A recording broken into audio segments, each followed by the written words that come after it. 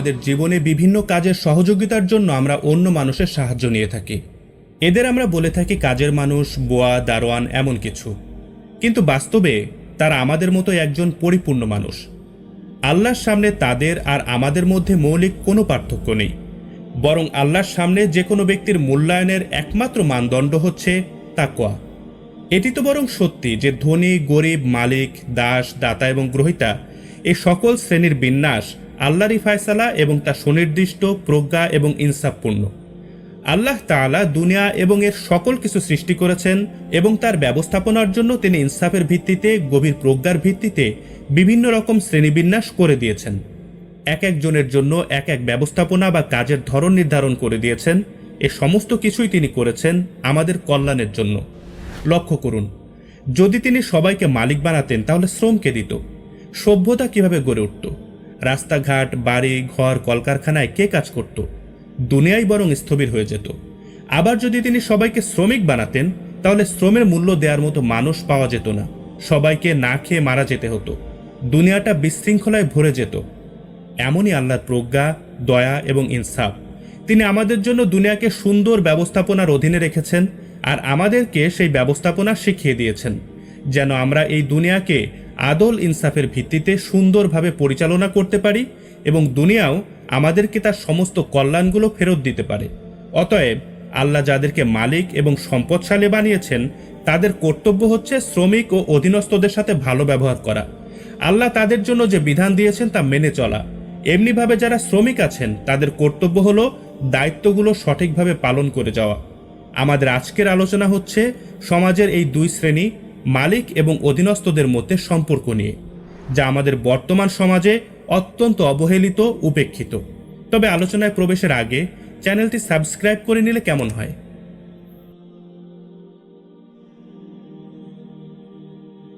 সমাজের নির্মম বাস্তবতা। আজকের সমাজের স্থূল বাস্তবতা হচ্ছে ধনী এবং মালিক শ্রেণীর ব্যক্তিরা অসহায়, দরিদ্র, শ্রমিক শ্রেণীর মানুষদের শোষণ করছেন, তাদের হক নষ্ট করছেন। তাদের অসহায়ত্ব এবং দারিদ্রতার সুযোগে তাদের সম্ভাব্য সকল রকম দিক থেকে বঞ্চিত করা হয়, প্রতারিত করা হয়। কখনো তো বাস্তবতা এত নিচে নেমে যায় যে বাড়িতে কাজ করে দেন এমন গৃহকর্মীদের পাশবিক নির্যাতন করা হয়, কখনো তাদের অত্যাচার করতে করতে হত্যাও করে ফেলে।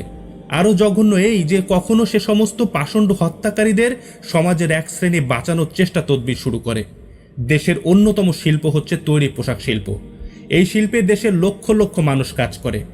বাংলাদেশের শ্রম বাজার বিশ্বের অন্যতম সস্তা এবং একই সাথে বাংলাদেশের বাজার বিশ্বের অন্যতম দামি।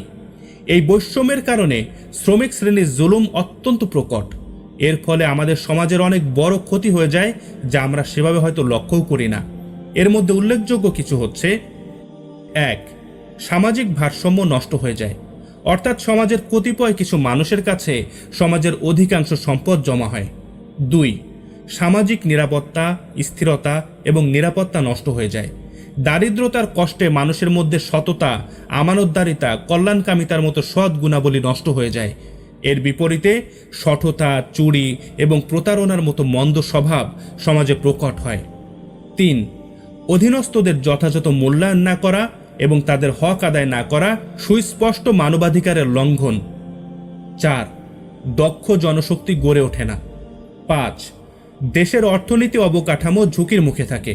যেমন উদাহরণ হিসেবে বলা যায়, 2013 সালে রানা প্লাজার দুর্ঘটনার ফলে দেশের কোটি কোটি টাকার বাণিজ্যিক অর্ডার বাতিল হয়ে যায়। অধীনস্থদের সাথে আমরা কেমন ব্যবহার করব? আমরা মনে রাখব যে কাজের লোক এবং অধীনস্থরা কিংবা আমাদের ব্যবসা প্রতিষ্ঠানে শ্রম দেয়া শ্রমিকগণ হচ্ছেন আল্লাহর পক্ষ থেকে আমাদের জন্য পরীক্ষা। আল্লাহ তাআলা অনুগ্রহ করে আমাদের কাজকে সহজ করার জন্য তাদেরকে আমাদের অধীন বানিয়েছেন। তারা তাদের মূল্যবান সময় এবং শ্রম আমাদের আরামের জন্য ব্যয় করছেন। তাদের পরিশ্রমের ঘামে আমাদের ভবিষ্যৎ সুন্দর হয়, আরামের হয়। এর বিনিময়ে তারা তাদের ন্যায্য বেতন ছাড়াও ভালো আচরণ পাওয়ার হকদার। আমরা যদি দুনিয়াতে তাদের সাথে উত্তম আচরণ করি তাহলে আল্লাহ তাআলা দুনিয়া আখিরাতে আমাদের উপরে দয়া করবেন। ইসলাম আমাদেরকে অধীনস্থ ও কাজের লোকদের সাথে ভালো ব্যবহার করার আদেশ দেয় এবং তাদের ভুলগুলো ক্ষমা করতে শেখায়। একবার এক সাহাবী রাসূলুল্লাহ সাল্লাল্লাহু আলাইহি ওয়াসাল্লামকে সে জিজ্ঞাসা করলেন, ইয়া রাসূলুল্লাহ, আমি খাদেম বা কাজের লোকের অপরাধ দিনে কতবার ক্ষমা করব? তিনি বললেন, প্রতিদিন 70 বার। প্রিয় ভাইয়েরা, ভুল তো মানুষেরই হয়, আমি আপনি আমাদের সবারই হয়, একজন কাজের লোকেরও হবে, এটাই স্বাভাবিক।